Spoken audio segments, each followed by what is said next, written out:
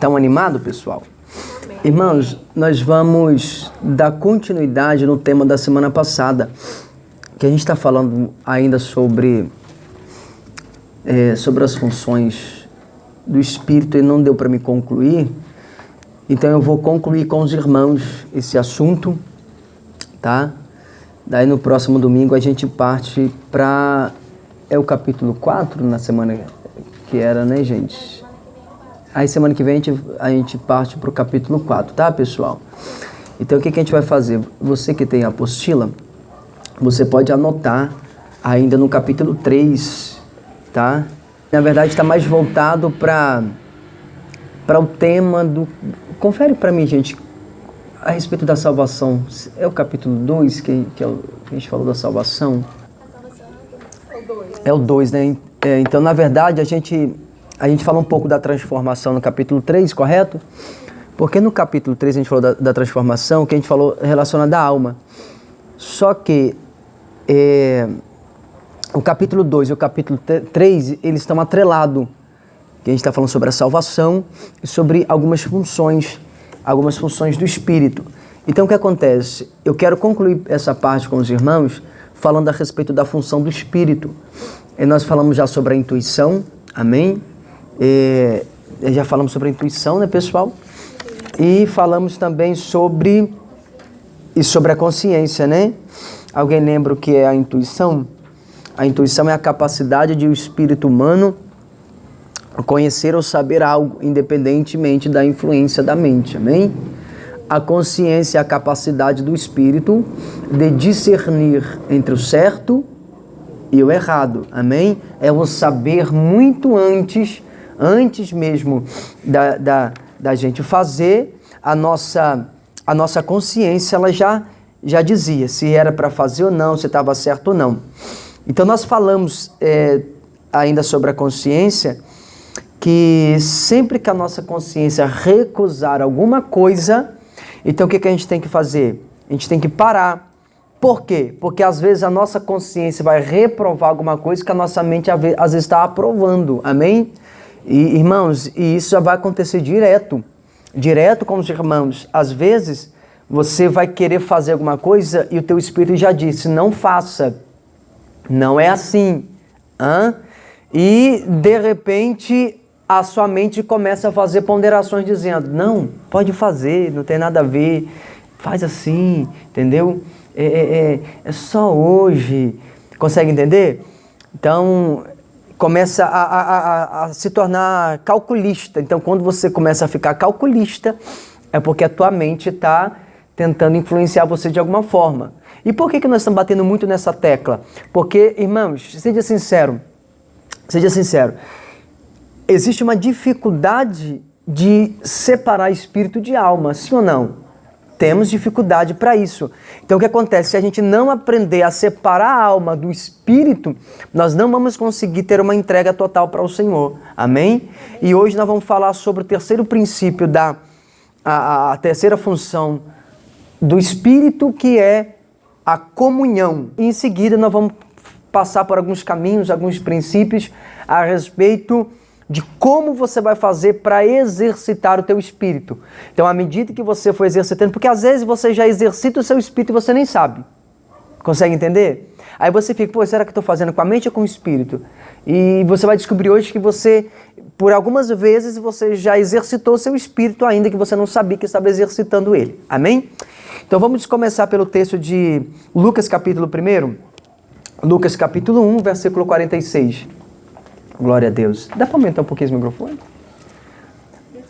Aleluia. Tá ótimo. As aulas que a gente grava aqui, pessoal, eu não solto ela na internet, tá bom? Só na plataforma da Hotmart, tá? Então, os meus cultos de quarta-feira, daí eu filmo e daí eu solto ele no YouTube, minha mensagem completa. Mas as aulas que são entregues aqui, que é filmada aqui, eu não solto ela no YouTube. Só solto alguns taser, tá bom? Porque... Irmão, é um assunto muito profundo. Aleluia. Vamos então? Vamos ler? Lucas 1, 46, o 46 e 47, por favor.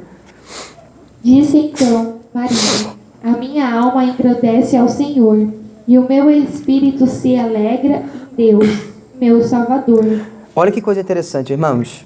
O meu espírito faz o quê? Se alegra em Deus. Pessoal, quando a gente vai falar sobre comunhão, presta atenção. Ó, a gente vai falar sobre comunhão. O que às vezes a gente não consegue entender?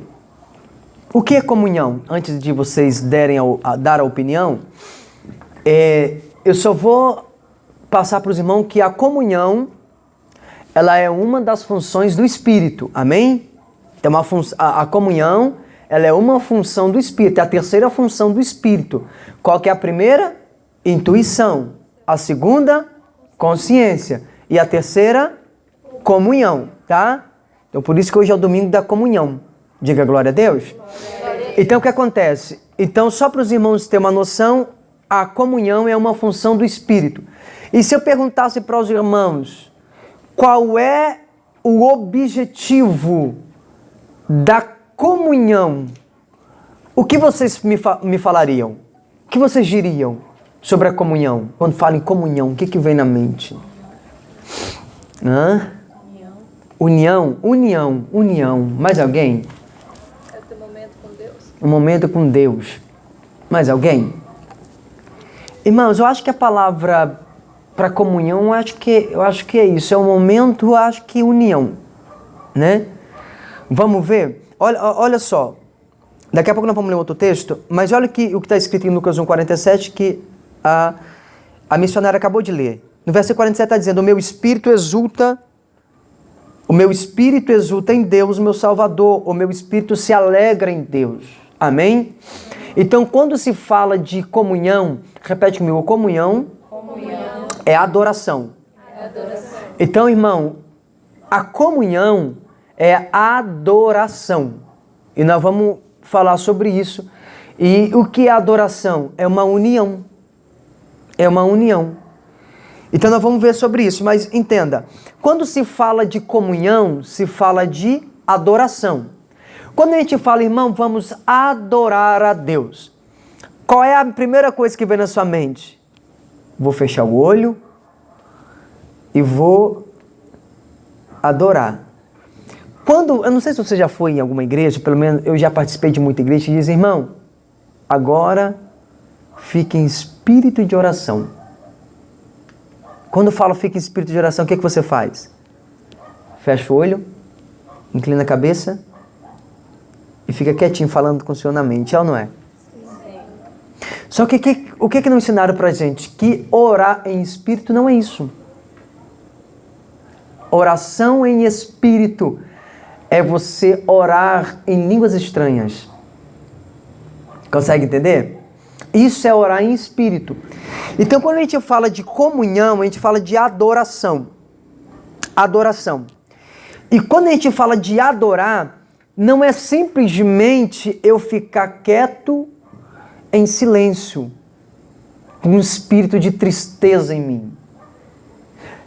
Está escrito que um coração contrito e quebrantado agrada ao Senhor. Nós vamos falar sobre isso. Porém, olha o que a irmã leu em Lucas 1,47. O meu espírito se alegra. Então você pode adorar a Deus tanto em quebrantamento, quanto adorar a Deus com alegria. Amém? Então quando a gente chama a missionária aqui para poder cantar os corinhos, o povo bate palma, né? Aleluia. Porque faz hora que ela não vem cantar os corinhos. Né? Nós vamos colocar ela para cantar o corinho. Então o que acontece? Quando ela está cantando, eu estou dando um exemplo dela, mas quando a gente está louvando a Deus com louvor de alegria, isso também é adoração. Consegue entender ou não?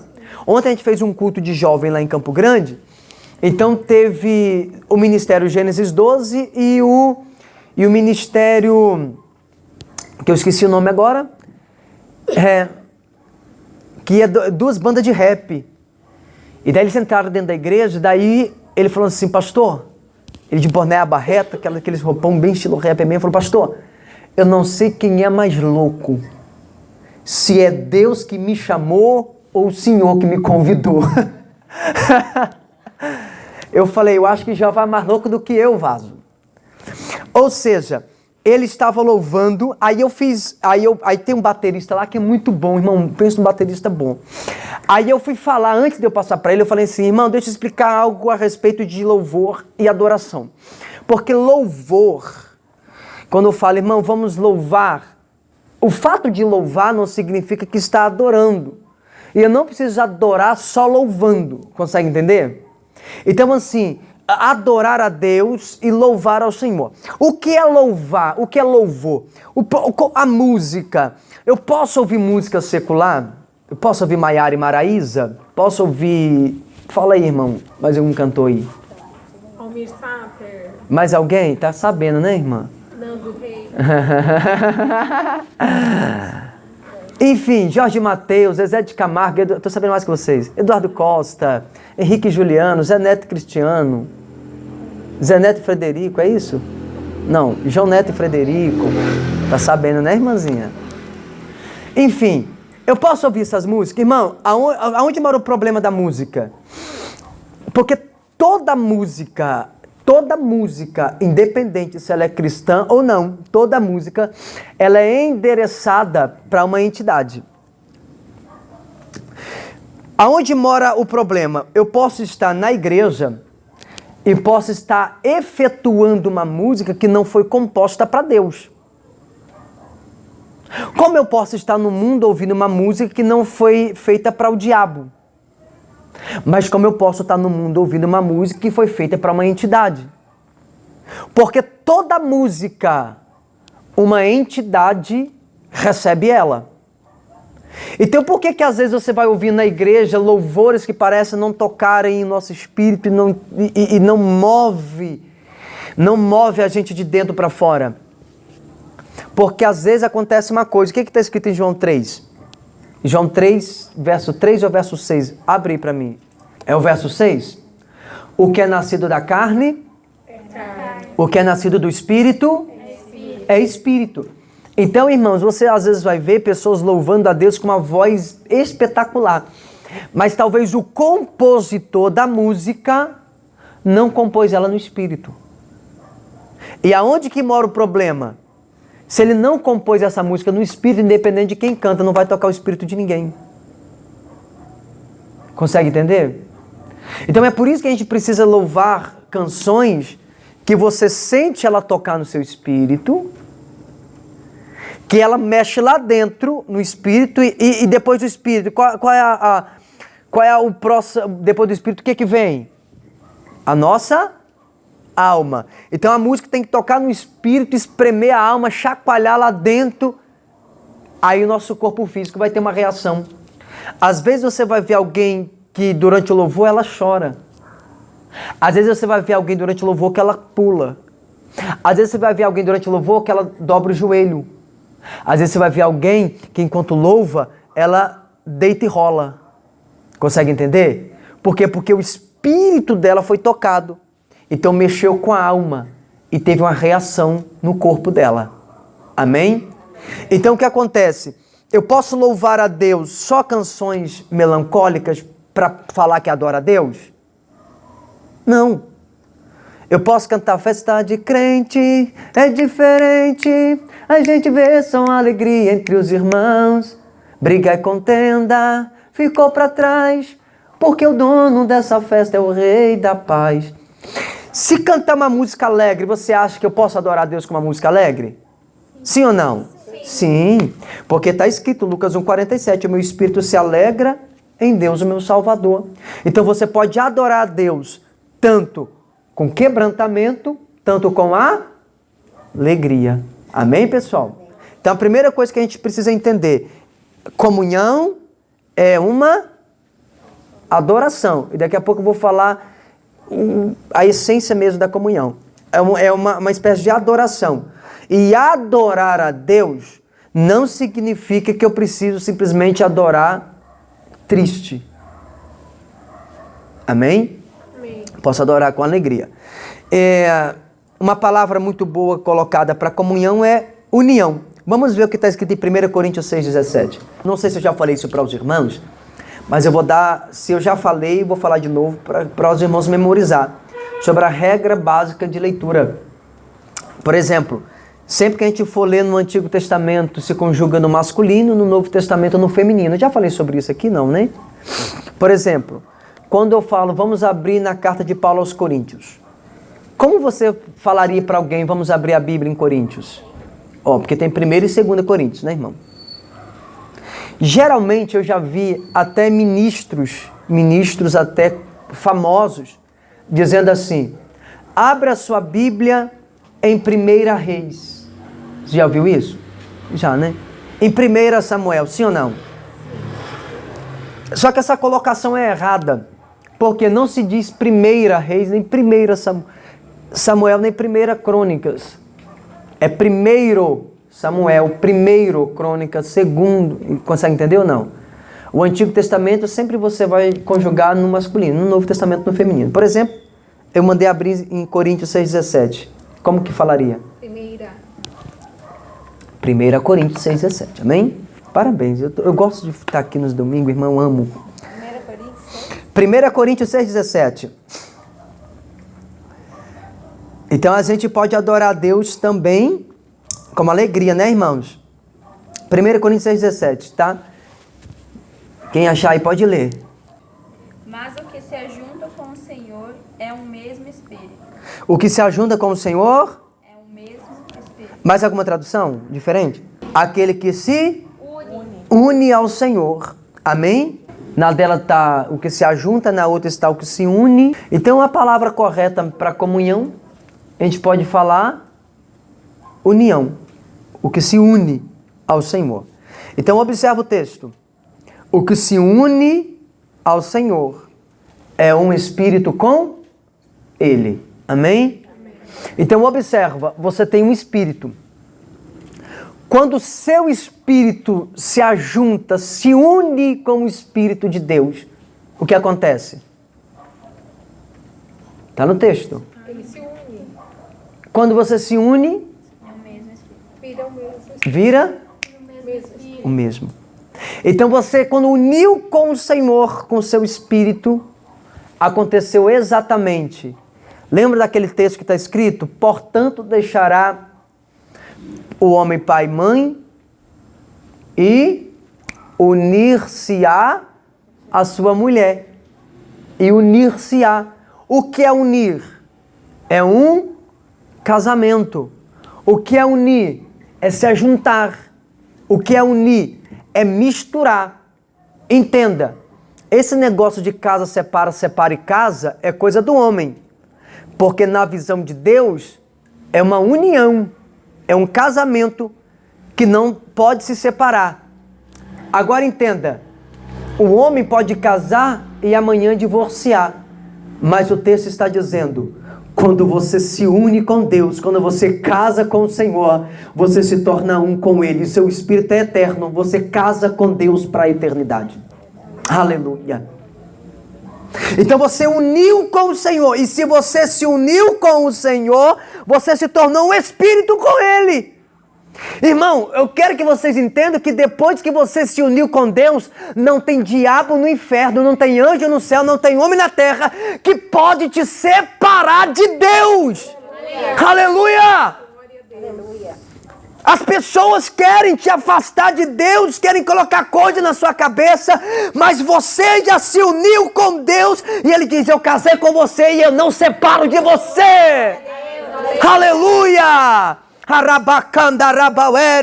Eu sinto o Espírito Santo aqui, irmão, porque aqui tem pessoas que já casaram com Deus, que já se uniu com Ele, e ninguém é capaz de te separar do Senhor.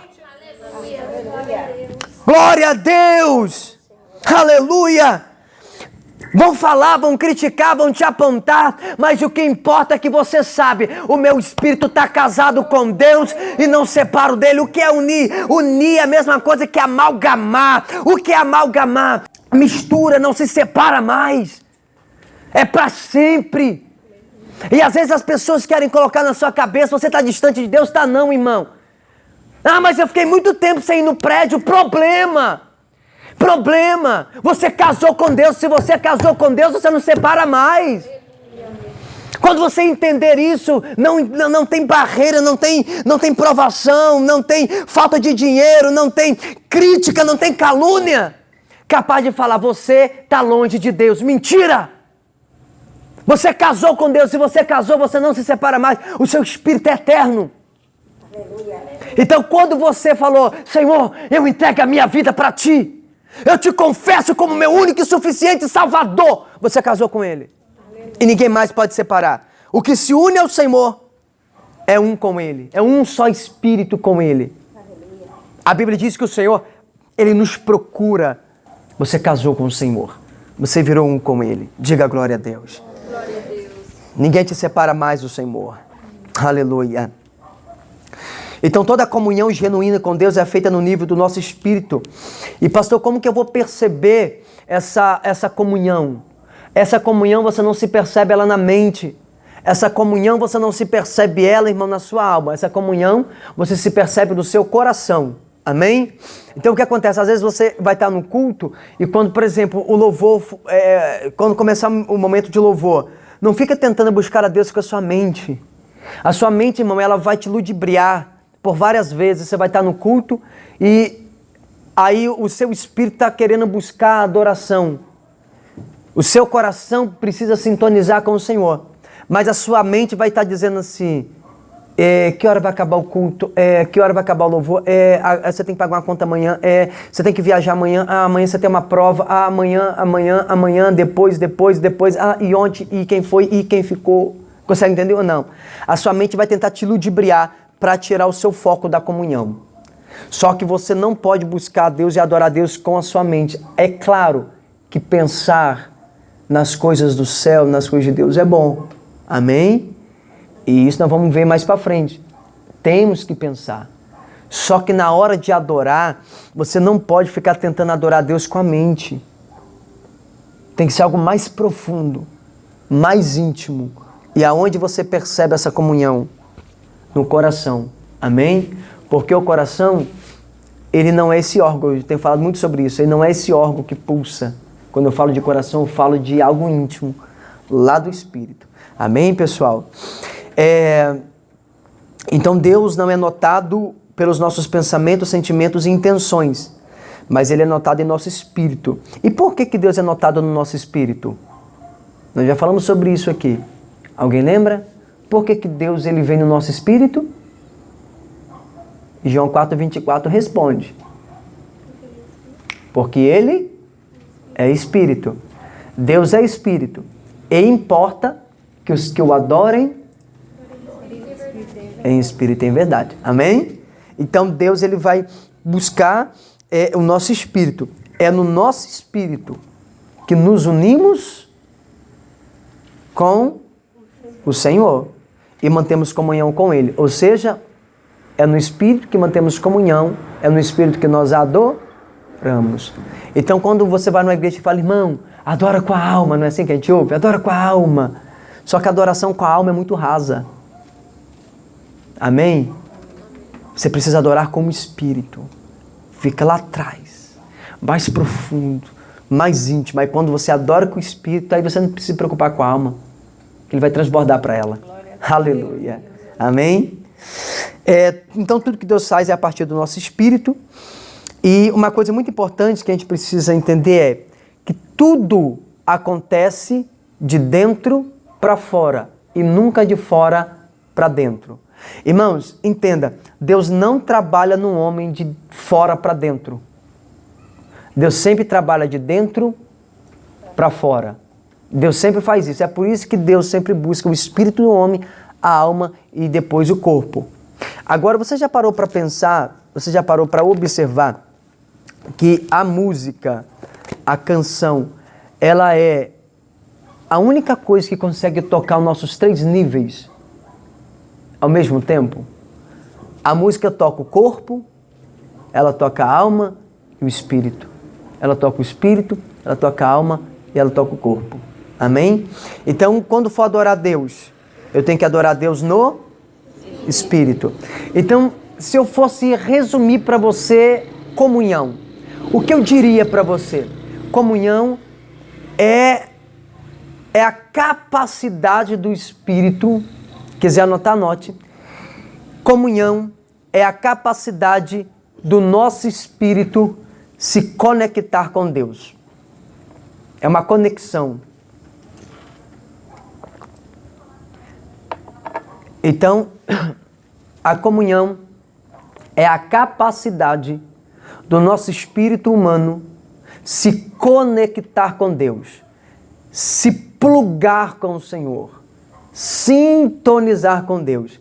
É como você pegar aqui, ó, igual por exemplo, a irmã foi ligar a caixa e entrou uma rádio, sim ou não? Por que entrou a rádio? Porque tem uma frequência e o aparelho sintonizou a essa frequência, sim ou não? Então, o rádio sintonizou essa frequência, essas ondas, e deu contato e o som saiu. E se não tivesse essas ondas, essas frequências, tocaria alguma música? Não. Ela tinha que procurar, ficar, sim ou não? Ficar procurando para sintonizar, correto? Então você sintoniza, sintonizou, vai dar certo. O nosso espírito, quando nós estamos em comunhão, é mais ou menos assim. É o nosso espírito sintonizando com o Espírito do Senhor. E quando sintonizamos com Ele, acontece essa união. E quando acontece essa união, o som vai sair limpinho. Amém? Não vai ter bagunça, não vai ter dúvida. Você vai saber, não, eu estou adorando, mas eu estou adorando com o meu espírito. E Deus está recebendo o meu espírito, a minha adoração no espírito. Amém? Então, o que é a comunhão? É a capacidade do nosso espírito de sintonizar com o Espírito de Deus, de conectar com Ele. Amém? É uma sintonia. Então precisamos criar essa conexão com o Espírito do Senhor. Amém? O que nós precisamos entender? Eu disse para os irmãos que Deus ele sempre começa de dentro para fora. Só que o diabo começa de fora.